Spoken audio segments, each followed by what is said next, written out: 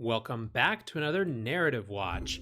What's going on, guys? It is October 22nd, and today we are talking about the digital currency wars. So over the last few months, we've obviously been talking in the broader macroeconomy about currency wars in the context of the larger trade war between the US and China. But there's also been, really since the emergence of Libra, this burgeoning digital currency war. And what I mean by that is a war for the battle of the future of digital currencies, right? Who's going to have the right to produce digital currencies?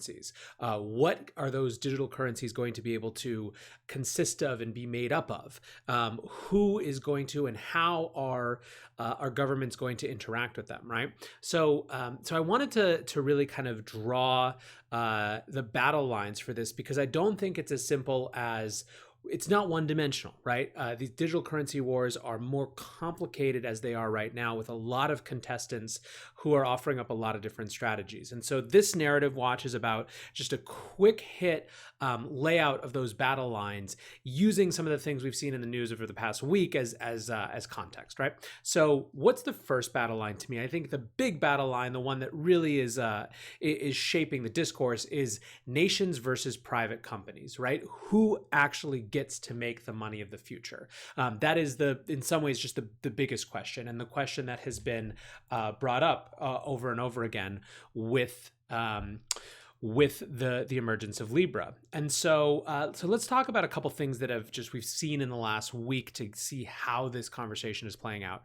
First, as you can see from Nick here at CoinDesk, the Bank of International Settlements, who is like a central bank or central bank type of an actor, called stablecoins a threat to monetary policy and financial stability. Basically, they're coming out hard in this report that was a collaboration between the BIS and the G7 on the idea of private companies issuing currencies that could actually be a threat to government's power to issue currencies. We also saw Bruno Le Maire, who's been the most vocal critics of a lot in crypto. He was very against private privacy coins like Zcash as a threat to the ability for governments to secure their citizenry. He came out hard against Libra, and so he actually wrote an op-ed about why Facebook is a threat to national sovereignty, why Facebook's Libra is a threat to national sovereignty. He says, "I cannot countenance one of a sovereign state's most powerful tools, monetary policy, falling under the remit of entities not subject to democratic control." So this is his argument wasn't just about Facebook. It wasn't just about Zuckerberg. It wasn't just about some particular thing with Libra. It had to do with the idea of private companies issuing money writ large. And that has been kind of the tone that we've seen in Europe since the Libra association was announced. You saw it in Germany as well. There's another voice that hasn't been maybe as represented, but you have to think has concerns with this in this nation versus private battle, as is the smaller countries, right? The countries where they're already facing pressure for their citizens to want a more stable currency, a more liquid globally currency than what they offer, and they're already dealing, right? So if you look at Argentina, part of the back and forth struggle there has to do with capital controls and how much money you can move in and out of the Argentinian peso, to the US dollar. That's a big source of it's a big political football that is continuously in flux. And part of why cryptocurrency has been of so much interest to folks in Argentina has been that legacy of currency controls and the inability to move money to a currency that is more stable and less likely to be subject to inflation. Now, you have countries all around the world, not just those who are experiencing hyperinflation, who have to be looking at something like a Libra or really any US dollar stablecoin as a potential threat, in the sense that their citizens might prefer that, and they might have to resort to that sort of capital controls to keep some amount of liquidity in their own system. So there's that whole thing going on. Now, of course, there are some counterpoints. You have small nations like the Marshall Islands and Bermuda, who have been a little bit more open, right? The Marshall Islands, though, is still thinking about their own digital currency. Bermuda announced that they would accept USDC type of stable coins for tax payment services, etc. But by and large, the emergence of Libra onto the scene has made countries nervous. And the interesting thing, though, is that it's on the one hand, it's about Facebook and the idea of a private company. It's not so much about whether digital currencies are a good thing. And in fact, where most nations seem to be landing is this idea that yes, digital currencies are a powerful tool for the future, and they're important to us, but we need to be the ones who are executing against that. We need to be the ones who are in power. And so let's actually turn to our second battle line to see how those recent op-ed from France's Bruno Le Maire, who again is the economic minister there, seems to both embrace this idea of, not no to Libra, no to private stable coins, yes to digital currencies, and actually adds in a different dimension as well. So nations versus nations is our second dimension, our second battle line, right? And so just reading a quote here, the first part of it kind of affirms the last point we were talking about. So this is Bruno Le Maire writing for the Financial Times. He says, "That is why I've invited my European partners and G7 members to consider two ways forward. First, we should develop innovative national and cross-border payment methods which are faster and less expensive. We expect banks and payment providers to deliver quickly. Second, we should consider the creation of central banks' own digital currencies in the medium to long term." So again, this reinforces this idea of no to Libra, no to private stablecoins, but yes to digital currencies. However, here's the rub of the second part. He says, "We cannot let China be the only player in this field. Our independence is at stake. France's position is clear. We want financial innovation to respect the sovereignty of states. Neither political nor monetary sovereignty can be shared with private interests." So I want to hone in now in our second battle line on nations versus nations. So the Facebook and David Marcus in particular have made the point over and over and over. It has been their biggest kind of narrative through line in some ways that China is in the lead in this space currently, and that if Libra isn't allowed to do this, China will, right? They say this over and over and over again. So just recently, you see this post from CoinDesk again today. Facebook's Marcus says China wins with digital renminbi if the U.S. nixes Libra. Marcus warned that Washington risks, quote, having a whole part of the world completely blocked from U.S. sanctions and protected from U.S. sanctions and having a new digital reserve currency. This is an interview with Bloomberg News. The future in 5 years, if we don't have a good answer, is basically China rewiring a large part of the world with digital RMB running on their controlled blockchain. So this is a serious point of consternation for countries around the world, right? You saw Bruno Le Maire, who's maybe been the most vocally against Facebook and Libra, affirming this worry about China. And the question of China and its role in this, I think that people, as they're waking up to Libra, are also waking up to reports that China, after 5 years of R&D, is only a few months away from releasing its own stablecoin. Obviously the trade war with Trump has highlighted just the challenge of China even more. More recently, we've had all of these kind of questions around what is the proper role of U.S. companies vis-a-vis, Chinese censorship concerns, and should the NBA be censoring the political voices of, the managers of its teams and things like that. This is much bigger than crypto. This is part of a much larger global narrative, is my point. For those who are interested in more in this, I would highly recommend Shelley Banjo's thread about her recent trip from Hong Kong to Silicon Valley, which she calls a clear red scare has washed over San Francisco. And it's kind of across the board, right? This is, again, not just crypto specific, but we're really having this interesting question of what the hell we're going to do about China's role in the global system.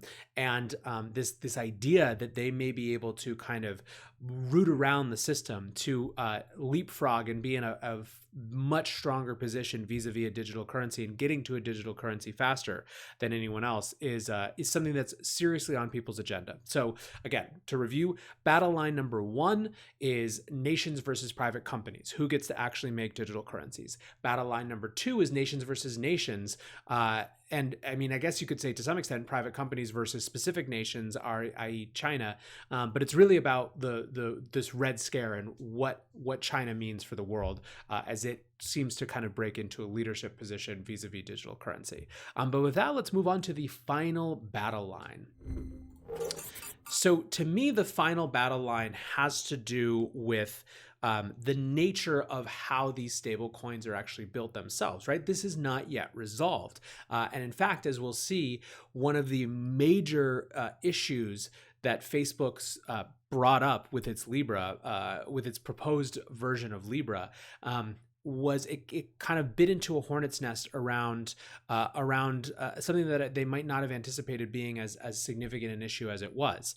And this is this idea of pegged stablecoins, i.e. a stablecoin that's pegged to a specific currency versus a basket kind of approach, which is what Libra was proposing, where there's a basket of currencies that keep it stable, versus something that's new on the scene and is starting to emerge at this idea of fractional reserve stablecoins. So I actually want to throw it over to the Hidden Forces interview with Raoul Pal from, I guess, a couple months ago now. It's from the end of July, where he's talking about the idea that the central innovation that's so interesting to him about Libra is this basket idea. So I'm just going to put this on for 50 seconds or a minute because he and Dimitri from Hidden Forces really get into this idea. So I'm going to mute myself, turn this on, and we'll listen. Point. Okay, so I think I got where you're going. You're saying what's groundbreaking about Libra is that a corporation can issue a currency that's backed by all the other currencies in the world. Correct. Okay, that's interesting. Correct. That is stable. That is incredibly stable. Okay, I see what you're saying. So what does that mean for you? Where do we go from here then? What does that mean? So Libra launched, they put this out there, the genie's out of the bottle, as you say. Yes. A corporation can launch money that isn't just its own cryptocurrency, but actually is backed by the full faith and credit of all the nation's currencies in the world. Correct. Right? Or the strongest nation's currencies. Correct. Whatever it may be, yes. So what's the big deal about that? Explain to me why that's significant for you. Because then anywhere in the world you have the same denominator, which is the global currency basket. Call it that. Call it Globex, right? So that is the world's denominator for every asset. So what you're not doing is then if you're a Venezuelan and Africa, you don't have the disadvantage of your home currency or the advantage of your home currency. What you have is the stability of a globalized currency. So is what you're saying, if I'm following correctly, that the largest companies in the world will sort of develop either explicitly or inexplicitly a de facto protocol of creating their own currencies that are pegged to a basket of all the major currencies, and that way they're able to conduct business without the volatility that comes from exchange rates? And without the multiple payment system, without anybody saying it's a SWIFT payment system, I can cut down SWIFT, there's nothing you can do. You've created money that doesn't annoy governments. Now, again, it doesn't mean that this is its finalized form, but what it's telling you is anybody can create more types of money that have different use cases. So Bitcoin may have a store of value use case, which is superior to this basket. Because with the basket, you've got the external influences, every single country, what they do with the printing of money. Okay, so that's not regulated like it is, let's say, in Bitcoin. So actually a big part of their interview was about this idea of a basket of currencies. And I think that, so Raoul here is talking about it as something that doesn't annoy governments. But what we saw with the response to Libra is that, if you watch the first set of testimony in both Congress and the Senate after Libra was announced, this was one of the first questions that they asked was, why not peg it to the US dollar? Why not peg it to the US dollar? Now, the US dollar was supposed to be the biggest amount in the basket, right? It was supposed to represent something like 50%. However, that still is functionally a kind of a reduction, right? If to the extent that Facebook's Libra becomes competitive with the US dollar as a global reserve, or as a global reserve currency in some way, or as a global settlement, global payment rail, whatever, it creates potentially less demand for dollars because you're using Libra. I mean, and this is really what it comes down to is what does it do? What does something like Libra do for the demand for the native sovereign currency of any given country? And so this idea, though, I think what Raoul Pal nailed here is that this concept was going to be transformative for people, and it was going to break this conversation about digital currencies into a new dimension. So not too long after, there's a Jackson Hole meeting that the Kansas City Fed holds every year, and the Bank of England's Mark Carney talked about the idea that maybe the central banks of the world should get together and create a synthetic reserve currency that was a replacement for the US dollar as the global reserve currency. And so basically you have the Overton window on what the global reserve currency has now been opened up, because Libra brought this idea of kind of a basket approach, but embedded in a cryptocurrency to the mainstream. And so people like Mark Carney were running into it.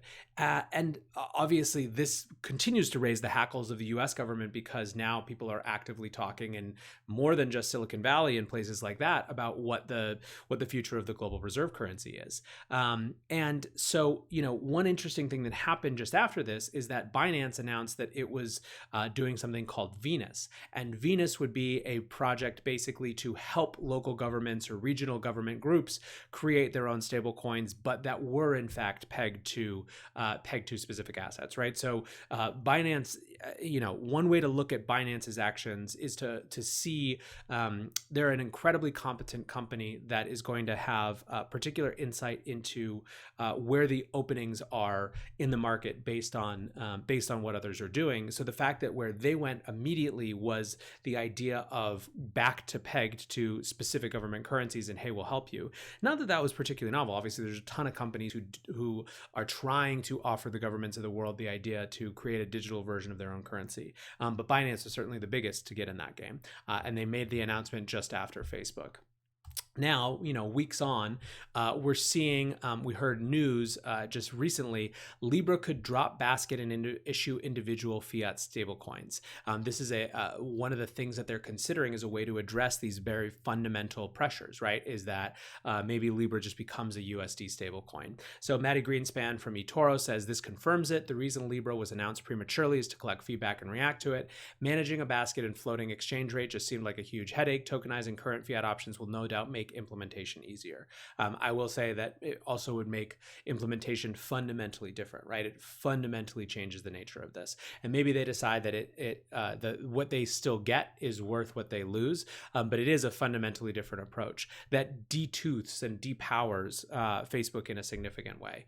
You have Pascal Bouvier here, Libra backed by a basket of currencies was never going to fly with US authorities, as it would have threatened the dollar. Libra backed by the dollar is eminently more palatable to US authorities, less threatening to today's dollar global status, however teetering. I suspect EU countries were against Libra in its original version for a different set of reasons. The EU is unifying and harmonizing its financial services industry, payments, data, asset management. A supranational org like Libra would have challenged EU's initiatives and goals. So again, keeping on this idea of battle lines, we are seeing that this question of pegged versus basket is actually a very significant and meaningful battle line that is kind of at the heart of the debate of Libra right now. And tomorrow we're going to see Zuckerberg testify in front of Congress. I don't know if it'll get to this level of granularity, but it's clear that this is an important battle line. Now, lastly, I just want to make note of a third type of stable coin. So former Fed, this is again from CoinDesk, former Fed nominee Stephen Moore backs fractional reserve stablecoin. So Stephen Moore, he was nominated by the to the Federal Reserve, backed out of the process because he pissed off literally everyone with comments meant to, I don't know, it's like he tried to piss off everyone from Trump to liberals to anything in between. But either way, he's now backing he's involved with a stable coin called Fracks, which is a stable coin backed by fractional reserve. And so the idea here is, instead of having a one-to-one full reserves, which has always been at the heart of tension around Tether, for example, is whether they had the actual, the full reserve that they promised. This one is explicitly not about that. It has a certain ratio, and then the rest it loans out and deploys through DeFi mechanisms. I mean, really what it sounds like it's trying to be is it's trying to take all of these automated DeFi mechanisms, make money with the part, it's traditional banking, but in a DeFi way, basically. And so again, this is newer. It isn't live yet, but I do think it's worth noting that even as many as these stablecoins as we have, we're still seeing meaningful, like fundamental shifts in debates as it relates to the model. So what's the point of all this? The point is that the digital currency wars are just starting. They have been ratcheted up to a whole new level because of Libra. They are not limited to stable coins. Obviously, there's an entire we could spend a huge amount of time talking about where assets like a Bitcoin fit into this.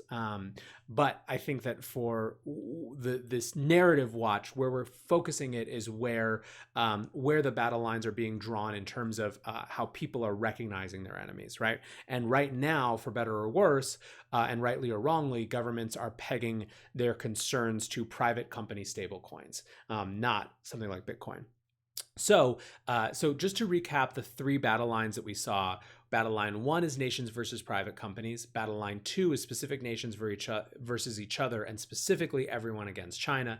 And 3 is this idea of pegged stablecoins versus basket of currencies approach versus this fractional reserve kind of model. Then there's so many dimensions. Obviously, we didn't even get into kind of like algorithmic versus fully whatever, right? The point is that these are all battle lines for people who are competing, or for projects that are competing to be the future of money and the future of digital currency.